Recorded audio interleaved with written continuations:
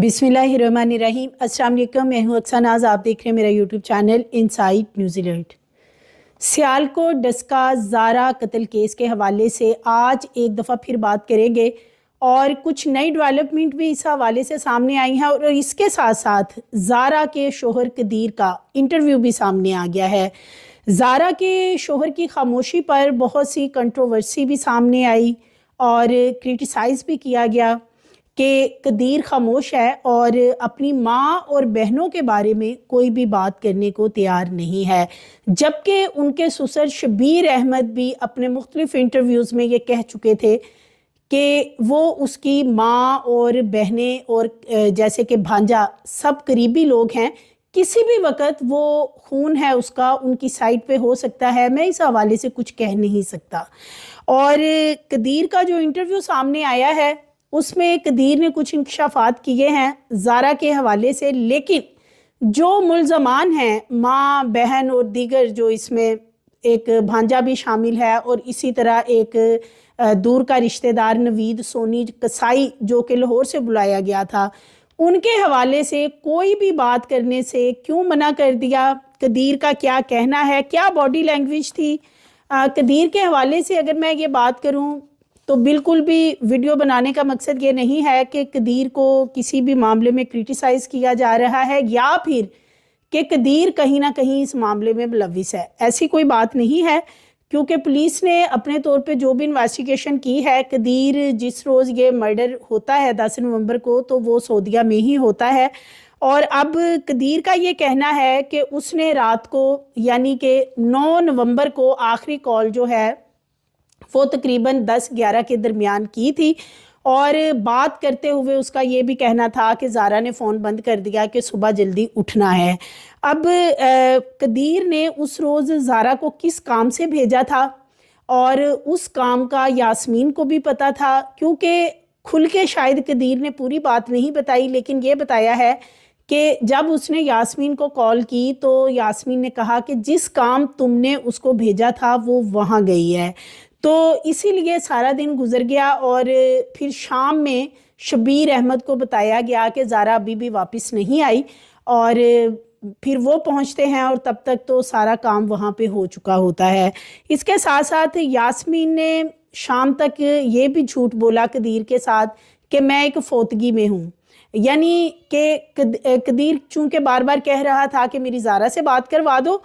तो यास्मीन का मौक़िफ़ था कि मैं किसी फोतगी में आई हूँ, हालांकि वो उस वक़्त अपनी माँ के पास सुगरा के पास मौजूद थी। इसके साथ साथ अब्दुल्ला और कासिम जो इनके बेटे हैं, यानी कि अब्दुल्ला यास्मीन का बेटा जो कि इस कत्ल में भी पूरी तरह मुलव्विस है, और इसी तरह जो सबा है जिसको कि कुछ रोज़ पहले क्लीन चिट दे दी गई और उसको रिहा कर दिया गया, उसका जो बेटा कासिम है, इनका असर रोल क्या रहा है इस पूरे मामले में।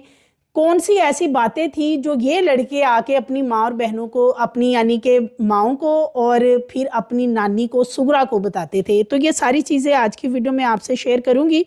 तो नाज़रीन, जैसे कि ज़ारा कत्ल केस इस वक्त सोशल मीडिया पे बहुत ज़्यादा इस पे बात भी हो रही है, मेन स्ट्रीम मीडिया से ऑलमोस्ट ये केस गायब हो चुका है, लेकिन बार बार इस पे वीडियो बनाना, रिपोर्ट करने का मकसद यही है कि ज़ारा के जो सफाक मुल्ज़मान हैं उनको कैफरे किरदार तक पहुंचाया जा सके, क्योंकि ये इस तरह का हीनियस क्राइम है, इस तरह का मर्डर किया गया है, इससे काफ़ी खौफ व हरास भी फैला। और इसके साथ साथ जिस तरीके से ब्रूटली मर्डर किया गया, डेड बॉडी के टुकड़े किए गए और फिर पीसीस को गंदे नाले में फेंक कर सर और चेहरे को जला दिया गया। तो अब इसमें एक चीज़ तो ये भी सामने आ रही है कि जो सुगरा थी वो पहले भी कई बार ज़ारा को ये वार्न कर चुकी थी, वार्निंग दे चुकी थी कि मैं तुम्हारी उंगलियां ज़रूर काटूंगी, जिन उंगलियों से तुम अपने बेटे को बुलाती हो ये मैंने काटनी है। और उसने जो कहा वो करके दिखाया, क्योंकि उंगलियां भी कटी हुई थी, पैरों की और हाथों की उंगलियां नाखूनों तक कटी हुई थी और उनको भी जला दिया गया था। और ये बात बताने वाली हैं जो ज़ारा की भाभी हैं और ज़ारा की खाला बानो, दोनों ही ये बता चुकी हैं कि ज़ारा को इस तरह की धमकियां दी जाती थी। और अगर मैं 1.5 साल पहले क्या हुआ था उस पर बात करूं तो वो ये था कि शबीर अहमद का कहना है कि तकरीबन 1.5 साल पहले की बात है कि ज़ारा جب سعودیہ سے 1.5 سال پہلے واپس آئی تھی تو یہاں رہنے کے لیے گئی اپنے سسرال. وہاں پہ ان کا آپس میں جھگڑا ہوا اور زارا نے کسی جگہ پہ ایک کوئی ایسا بیگ دیکھ لیا پڑا ہوا جس کو کہ بعد میں نکالا گیا تو دیکھا گیا کہ اس کے اندر بہت سارے تعویذ دھاگے اور اسی طرح پتلے بنا کے ان کے اندر سوئیاں وغیرہ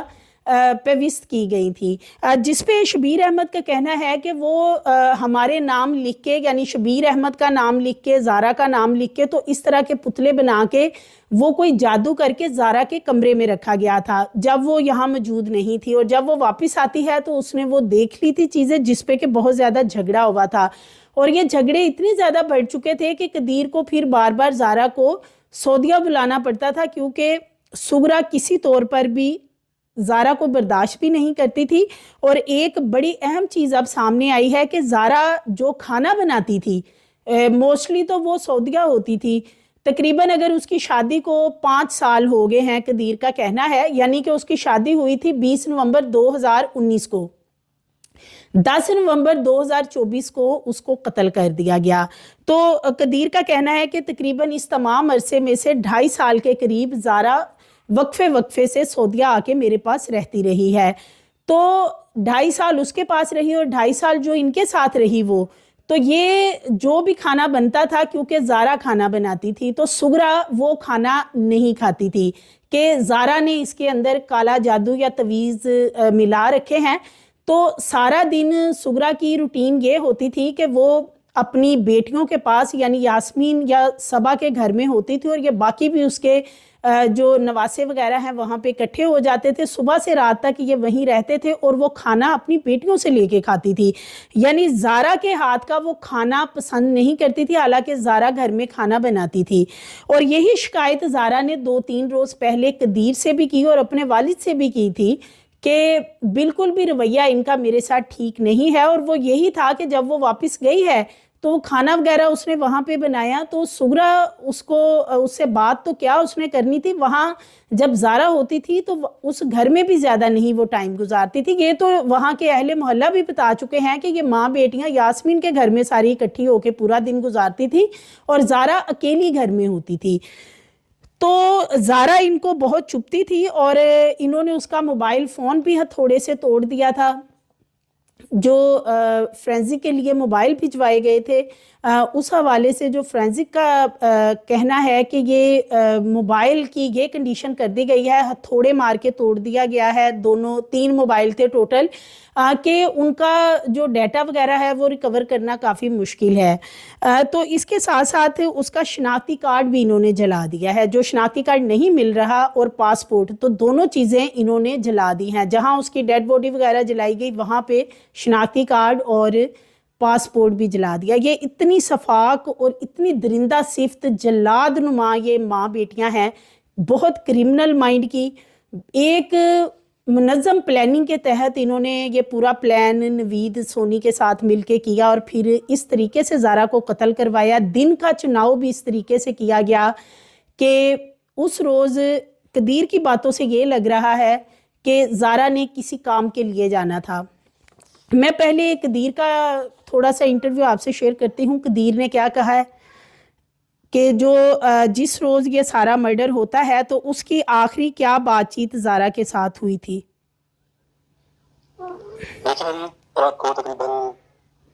یہاں پہ تقریباً 10:30 بجے کا ٹائم تھا. میری اپنی وائف سے بات ہو رہی ہے. یہاں پہ جو ہے نا ٹائم کافی ہو گیا ہے. انہوں نے مجھے بولا ٹھیک ہے ابھی ہم سونے لگے ہیں تو صبح جو ہے نا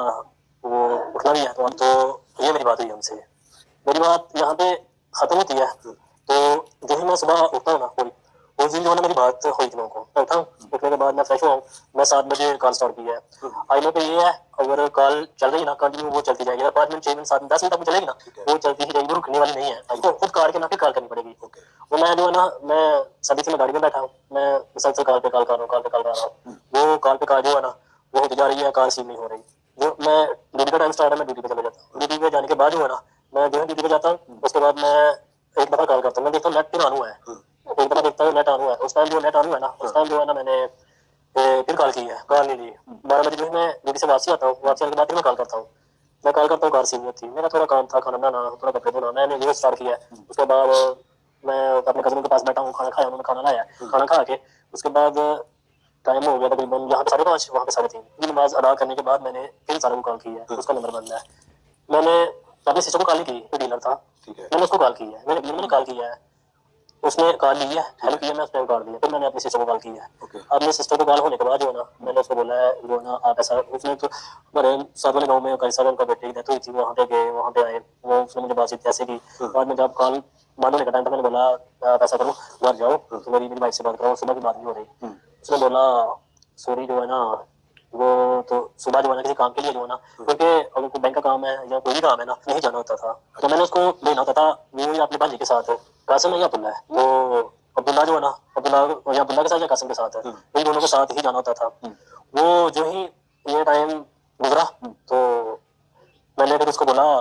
आपने जो है ना मेरी बात जाकर, वो बोला वो तो सुबह को गई है किसी काम के लिए, जो आपने भेजा उसको काम के लिए भेजा था ना, वो उस काम के लिए गई है। मेरे जेल में मैंने बोला हम किधर है, उसने बोला वो तो घर है, वो तो अकेले के लिए, बोला ये सवाल ही पैदा होता, एक चीज का डाउट हो ना। मैंने बोला वो बेटे को जो है ना, वो अगर यहाँ पे आएगी ना, मैंने बोला तो 10 मिनट के लिए घर छोड़ के आपने किसी काम के लिए जाना है ना, तो आप वहाँ पे चले जाओ, उसको छोड़, बोला नहीं, वो अपने माँ बाप के घर जो है ना अपने बेटे को नहीं छोड़ के जाती, और अपने घर कैसे छोड़ के जाना था। तो है ना, असल में जब ये बात हुई ना, तो मैं भी थोड़ा खामोश हो गया। मैंने बोला कौन सा ऐसा जरूरी काम था जो मेरे बिल बताए जो है ना, तो वो उसने ये किया है, वो ही ये काम हुआ है। मैंने जो है ना फिर थोड़ा टाइम गुजरने के बाद जो है ना, फिर मैंने अपने हालू को कॉल किया है, हालू को मैंने कॉल किया, मैंने बोला हालू हाल हमारे पूछा, बाद में पूछा मैंने जरा यहाँ पे आएगी, मैंने भी सुबह भी कहा 3-4 दफा किया, उसका नंबर बंद जा रहा है, तो वो किधर गई है। मैंने बोला वो नशा फिर भी आ रहा है, तो पता चला वो किसी काम के लिए गई है। ये नहीं बोला भाग गई है, बोला जो किसी जगह चली गई है, ये मेरे घर वालों ने मुझे ये नहीं बोला, मैं अपने हाल को कॉल की, उन्होंने मुझे बताया ये जरा यहाँ पे नहीं है। फिर जो ना मैंने बोला मैं ना छोटी खाला को पूछता हूँ, तो शायद वहाँ पे ना चली गई हो। फिर मैंने अपनी छोटी खाला को कॉल की, उसके बेटे ने कॉल किया, मैंने बोला हाँ, मैंने उसको बोला किधर हो तुम, बोलता मैं शादी पे हूँ, तो मैंने बोला साल कौन है, अम्मी भी अबू है, फिर घर वाले, बोला अच्छा घर वाले हैं ठीक है। उसके बाद फिर मैंने कॉल कर दिया, फिर मैंने फिर कॉल घर में की है, मैंने बोला जरा भी आई नहीं है, मैंने फिर अपने हाल को कॉल की है, मैंने बोला वहाँ पे भी नहीं है ठीक है ना। दूसरी दफा फिर मैंने अपनी हाल को कॉल की है। असल में बात ये थी, ऐसा था ही कुछ जो मेरे बताने के जो है ना मुझे ना पता हो, तो वो जाना पड़ा। ताई का घर देखा आपने, चाची का घर देखा है, तकरीबन 2-2.5 साल में वहाँ पे नहीं गए हम, तो 1-2 दफा गए हैं, 1-2 दफा आए, बस वो चीज़ है और कोई नहीं। फिर मैंने जो ना ऐसा भी अपने ये जो हाल है मेरे, मैंने उनको बोला ज़रा अभी तक नहीं है ना, हाल के पास भी आई है ना, जो है ना ये क्या नाम है ना यहाँ। जी तो नाज़रीन, बड़ी इम्पोर्टेंट गुफ्तगू कदीर ने की है। सबसे बड़ा जो ज़ारा का किरदार था उस पे बात की है कि ज़ारा के किरदार पे कोई शक नहीं था कदीर को। वो कहते हैं कि किसी भी जगह पे जाना होता था तो ज़ारा मुझे बताए बगैर शादी के बाद नहीं गई, और बच्चे को यानी शाफ़े को वो छोड़ के कहीं चली जाए ऐसा सवाल ही पैदा नहीं होता। जब यास्मीन को कॉल की जाती है, फर्स्ट ऑफ ऑल तो कदीर ने अपने घर में किसी को कॉल की नहीं 3:30-4 बजे तक। ज़ारा के मोबाइल पे कॉल्स होती रही हैं और नंबर बंद था, तो कदीर ने किसी और को कॉल नहीं की। फिर इस्लामाबाद में अपने एक जानने वाले प्रॉपर्टी डीलर को फ़ोन करके देखा व्हाट्सएप पे, ईमो पे, कि क्या वहाँ पे नेट पाकिस्तान में चल रहा है। जैसे कि आए रोज़ मोस्टली ऐसा होता है, कोई प्रोटेस्ट वगैरह हो रहे होते हैं तो इंटरनेट हमारे यहाँ बंद होता है। तो कदीर ने अपने घर किसी को फ़ोन करने की बजाय पहले ये चेक किया इस्लामाबाद किसी को कॉल करके कि नेट चल रहा है। जब वहाँ पे इंटरनेट ऑन था और कॉल उसकी मिल गई तो उसने फ़ोन बंद करके फिर यास्मीन को फ़ोन किया, और अब यहाँ से यास्मीन का सारा वो काम शुरू होता है। एक दरिंदा सिफ्त औरत है ये यास्मीन, जिसने के कदीर से कहा कि मैं इस वक्त एक फोतगी में आई हूँ, साथ वाले गांव में कारी साहब का बेटा फोत हो गया, मैं वहाँ पे मौजूद हूँ। हालांकि यास्मीन उस वक्त ज़ारा के पीसीस करवाने, उनको पानी से धोने और बैग्स में पैक करने के साथ साथ ज़ारा का सर और चेहरा जलाने, इन चीज़ों में मसरूफ़ थी। लेकिन कदीर को यही चकमा देती रही कि मैं साथ वाले गांव फोतगी में आई हूँ। और जब कदीर ने दोबारा कॉल की कि मेरा ज़ारा से रब्ता नहीं हो रहा, तो यास्मीन ने कहा कि तुमने उसे जहाँ भेजा था वो वहाँ गई है। और यही लग रहा है कदीर यहाँ पे खुल के बात नहीं बता रहा या असल बात नहीं बता रहा कि क्या वाकई ही उस दिन ज़ारा ने कहीं जाना था, क्योंकि ये लग रहा है कदीर की बात से कि जैसे ज़ारा ने बैंक वगैरह उस रोज़ जाना था। तो जो कदीर ने भी काफ़ी वेट किया, کہ جب نمبر وغیرہ نہیں مل رہا یا یاسمین نے اسے کہا میں فوتگی میں آئی ہوں تو پھر بھی وہ انتظار کرتا رہا ہے کہ ابھی تھوڑی دیر تک شاید رابطہ ہو جائے، کیونکہ اگر یاسمین نے اسے یہ کہا تھا اور اس کو یہ پتہ نہیں تھا کہ میں نے تو اسے کوئی کام نہیں کہا تو وہ کہاں گئی ہے، تو یقیناً وہ اسی وقت رابطہ کرتا یا بات کرتا۔ تو اس کا یہ کہنا ہے کہ یاسمین اسے ایک تو فوتگی کا کہتی رہی کہ میں دوسرے گاؤں آئی ہوں، اور ایک یہ کہتی رہی کہ تم نے اسے جہاں بھیجا وہاں گئی ہے۔ اسی طریقے سے شام ہو جاتی ہے اور اس کے بعد بتایا جاتا ہے کہ وہ صبح کی گئی ہوئی ہے۔ قدیر کا کہنا ہے کہ مجھے بالکل نہیں یہ کہا گیا کہ وہ کسی کے ساتھ بھاگ گئی ہے، صرف یہ کہا گیا کہ وہ کہیں گئی اور وہ اپنی خالہ اور رشتہ داروں کو فون وغیرہ کر کے تو پتہ کرنے کی کوشش کرتا رہا۔ جب نہیں بات بنی اور نہیں رابطہ ہوا تو یاسمین نے پھر اسے کہا کہ وہ تو صبح گئی تھی کسی کام سے، بچہ گھر چھوڑ گئی ہے، اس لیے مجھے نہیں پتا وہ کہاں گئی ہے۔ پھر انہوں نے اپنے سسر شبیر احمد کو فون کیا ہے اور شبیر احمد نے کہا کہ میں بھی کالز کر رہا ہوں تو میری تو کال نہیں ہو رہی۔ پھر قدیر کو کچھ حالات شاید ایسے لگے یا اسے ایسا لگا کہ جیسے یاسمین شاید اس سے جھوٹ بول رہی ہے، تو پھر اس نے شبیر احمد سے کہا آپ وہاں جا کے دیکھیں۔ لیکن جب شبیر احمد وہاں پہ پہنچا اور ان ماں بیٹیوں نے سارا ڈرامہ کیا کہ ویڈیو کال ملا کے تو قدیر کے ساتھ رونا دھونا شروع کر دیا، تو شبیر احمد کے ساتھ باقاعدہ تلخ کلامی ہوئی اس وقت قدیر کی۔ قدیر نے کہا کہ آپ یہاں سے چلے جائیں اور اس طریقے سے آپ نہیں کر سکتے، کیونکہ اس وقت وہ زارا کو ڈھونڈ رہے تھے۔ اب آپ اندازہ کریں گے، بہت ہی ویلڈ پوائنٹس ہیں کہ ایک مثال ہے کہ اگر زارا کو کوئی خطرہ نہیں تھا تو شبیر احمد کو وہاں پہ آتے ہی کیوں لگا کہ اس کو کہیں منہ اس کا باندھ کے یا اسے بے ہوشی کی دوائی دے کے انہوں نے پیٹی میں یا کہیں بند کر دیا ہوگا۔ ان چیزوں سے یہ نظر آتا ہے کہ زارا کو پہلے بھی خطرات لاحق تھے، وہ بتاتی رہی ہے گاہے بگاہے، 3 روز پہلے بھی اپنے والد کو بتا چکی تھی کہ مجھے خوف آ رہا ہے، میں ڈر رہی ہوں۔ یقیناً قدیر کو بھی بتایا ہوگا کہ میں ڈر رہی ہوں، میں خوف زدہ ہوں، جو بھی وہاں پہ سغرا کی طرف سے سلوک کیا جا رہا تھا۔ لیکن قدیر نے کافی ساری باتیں ہیں جو کہ اپنی ماں اور بہن کے بارے میں نہیں کی، بلکہ قدیر نے کیس سے متعلق بھی کوئی خاص بات نہیں کی۔ جب سوال کیا گیا کہ جو ملزمان ہیں یعنی آپ کی ماں، بہن اور آپ کا بھانجا اور دور کا رشتہ دار نوید، تو اس کے اوپر قدیر کا ٹوٹلی موقف یہ تھا کہ یہ پولیس کا کام ہے، پولیس کو پتہ ہوگا کہ میری ماں اور بہنوں نے کیوں یہ زارا کے ساتھ کیا یا زارا کو کیوں اس طریقے سے قتل کر کے اس کے ٹکڑے کیے ہیں، میں اپنے سے کوئی بات نہیں کر سکتا، یہ پولیس کو بہتر پتہ ہوگا۔ دوسری طرف شبیر احمد اپنے 12 انٹرویوز میں ایک ہی ان کا موقف ہے کہ میری بیٹی کو خوف تھا، انہوں نے جیلسی کی بنیاد پہ مار دیا، پیسے اس کے پاس آتے تھے، پیسوں کی بیس پہ مار دیا، بینک میں اس کے پاس پیسے آتے تھے، اور یہی بات قدیر بھی کر رہا ہے کہ وہ بینک کے کام وغیرہ سے جاتی تھی۔ لیکن قدیر کو نہیں پتا کہ زارا کو کیوں قتل کیا گیا ہے۔ قدیر نے صاف اس میں کہا ہے اپنے انٹرویو میں کہ پولیس بہتر بتائے گی انویسٹیگیشن کر کے کہ انہوں نے کیوں کیا۔ دوسری طرف ایک شوہر ہونے کے ناطے اور اگر اتنی دونوں میاں بیوی کی محبت تھی، یہ میں کوئی کریٹیسائز نہیں کر رہی، بڑا جینون یہ سوال ہے کہ اگر دونوں میاں بیوی کی اتنی محبت تھی تو کیا قدیر کو نہیں پتا کہ زارا کو کیوں مرڈر کیا گیا ہے، زارا کو کس بات کی سزا دی گئی ہے، اور جو اس کے ساتھ بے ایمانہ سلوک کیا گیا اس کے پیچھے کیا وجوہات ہیں؟ ڈیفینیٹلی قدیر جانتا ہے، لیکن ظاہر ہے دوسری طرف اس کی ماں اور بہنیں ہیں، اور باڈی لینگویج سے یہی لگتا ہے کہ قدیر آئندہ بھی اپنی ملزمہ صفاق قاتلہ جو ماں ہے اور بہن یاسمین یا دیگر جو بھی لوگ اس میں ملوث ہیں ان کے بارے میں کوئی بھی اینٹی بات نہیں کرے گا، یہ انٹرویو سے نظر آ رہا ہے۔ اس کے ساتھ ساتھ جو شناختی کارڈ اور پاسپورٹ تھا وہ بھی ان ماں بیٹیوں نے اس کا جلا دیا ہے، کیونکہ ان کو تو یہی پتا تھا کہ ہم نے پکڑے نہیں جانا۔ اس کے ساتھ ساتھ جو 3 موبائل فون تھے وہ ہتھوڑے کے ساتھ، جس ہتھوڑے سے سر توڑا گیا، یعنی سر اور چہرے کو جلانے کے بعد پہلے چہرے پہ چھریاں ماری گئی اور پھر ہتھوڑے سے چاروں طرف سے کھوپڑی کو توڑنے کی کوشش کی گئی سر کو، اسی طرح اسی ہتھوڑے سے 3 موبائل کو توڑ دیا گیا تھا، بالکل وہ چکنا چور کر دیے گئے تھے، اور پھر ایک موبائل ایک شاپر میں بند کر کے 3 موبائل وہ نالے میں چہرے، بازو اور پیروں کے ساتھ پھینکے گئے تھے۔ اور جو ہاتھ اور پاؤں تھے ان کی انگلیاں جو ہیں وہ ساتھ نہیں تھی, وہ بھی کاٹ کے جلا دی گئی تھی. اور وہ نوید کا کہنا تھا کہ وہ اس لیے جلائی گئی تاکہ یہ ڈیڈ باڈی کبھی پکڑی بھی جاتی ہے تو پتہ نہ چلے یہ کس کی ڈیڈ باڈی ہے اور اس کی شناخت بھی کوئی نہ ہو. اس کے ساتھ ساتھ اگر یہاں پہ یہ یاسمین اور صبا کے بیٹے قاسم اور عبداللہ کی میں بات کروں تو جتنا بھی کام تھا زارا کو ہوتا سسرال میں آنے کے بعد, تمام کام, اگر کہیں بازار جانا ہے, بینک جانا ہے, پلاٹوں کی جو فائلیں اپنے نام پہ زارا نے لے رکھی تھی, کسی بھی جگہ پہ جانا ہے, کچھ لین دین کا معاملہ کرنا ہے تو یہ 2 بندے تھے جو اس کو موٹر سائیکل پہ اپنے ساتھ لے کے جاتے تھے, ایک قاسم اور ایک عبداللہ. اور یہی وہ جڑ نظر آ رہی ہے کہ ظاہرہ اس کے ساتھ بینک جاتے تھے, مختلف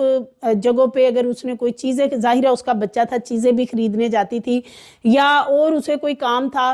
کسی بھی پیسوں کے معاملے میں وہ جاتی تھی, جیسے کہ ایک شادی ہال تھا اور اس کی جو منتھلی انکم تھی وہ بھی زارا کے پاس آتی تھی. تو یہی وہ لڑکے ہیں جو ہر جگہ اس کے ساتھ ہوتے تھے اور آ کے پھر اپنی ماؤں کو یعنی صبا اور یاسمین کو ساری رپورٹ دیتے تھے اور پھر اپنی نانی کو یعنی سغرا کو ساری چیزیں بتاتے تھے. اور یہی شاید وہ چیزیں لگ رہی ہیں کہ یہ لاوا اندر ہی اندر اس طریقے سے پکتا رہا ہے کہ جو قدیر ہے اس کا یہ کہنا ہے کہ جھگڑا تو کبھی ہوا ہی نہیں تھا, کبھی کوئی ایسی بات نہیں ہوئی. صحافی نے سوال کیا ان سے کہ آپ کا کوئی ماں بہنوں کا زارا کے ساتھ جھگڑا کوئی, اس نے کہا کہ کوئی ایسی بات ہی نہیں تھی. اور اگر اتنا ہی نارمل تھا سب کچھ تو پھر اس طریقے سے زارا کو کیوں قتل کیا گیا؟ ڈیفینیٹلی کوئی نہ کوئی ایسے معاملات ہیں جنہیں ابھی فی الحال لگ ایسا رہا ہے کہ چھپانے کی کوشش کی جا رہی ہے, کیونکہ جو چیزیں ایک شوہر جانتا ہے اپنی بیوی کے حوالے سے, جو بیوی کھل کے ساری بات چیت, اور اگر اتنی انڈرسٹینڈنگ ہو, اتنی محبت ہو, تو جو اپنے شوہر کے ساتھ ساری کھل کے باتیں کر سکتی ہے وہ کسی اپنی خالہ یا اپنی کسی بھی رشتہ دار کے ساتھ نہیں کر سکتی. شاید اپنے باپ سے بھی وہ اتنی فرینکلی وہ باتیں نہ کر سکتی ہو. لیکن قدیر کا یہ کہنا کہ حالات تو بہت اچھے تھے, تعلقات بہت اچھے تھے, بینک کے جو سٹیٹمنٹ وغیرہ ہیں وہ بھی پولیس کے حوالے کر دی گئی ہیں تاکہ قدیر کا کہنا ہے کہ چیک کر لیا جائے کہ میں اپنی ماں کو بھی پیسے بھیجتا تھا اور زارا کو بھی پیسے بھیجتا تھا. تو اگر اتنا ہی سب کچھ سادہ معاملہ تھا تو زارا کا ویسے پھر قصور کیا تھا؟ لیکن قدیر اس انٹرویو میں کچھ ڈرا, سہما اور کھویا نظر آیا. ظاہر ہے ایک بہت بڑا یہ ٹراما ہے, ایک طرف زارا ہے بیوی, دوسری طرف درندہ صفت, جلاد ماں بہنیں اور دیگر جو ملزمان ہیں. اور ایسے میں کوئی بھی ملزمان کے حوالے سے مطالبہ نہ کرنا کہ انہیں سزا کیا دی جائے یا انہیں کیفرے کردار تک کب کیسے پہنچایا جائے, یہ ایک بہت بڑا سوال چھوڑتا ہے جو کہ قدیر کی طرف سے ایسا کوئی معاملہ ان انٹرویوز میں نہیں اٹھایا گیا. فردر اپڈیٹس آئیں گی نیکسٹ ویڈیو میں, وہ بھی شیئر کروں گی. مزید ویڈیوز کے لیے چینل کو سبسکرائب کریں, لائک کریں, بیل آئیکن کو پریس کریں تاکہ آنے والی ویڈیوز آپ کو ملتی رہیں.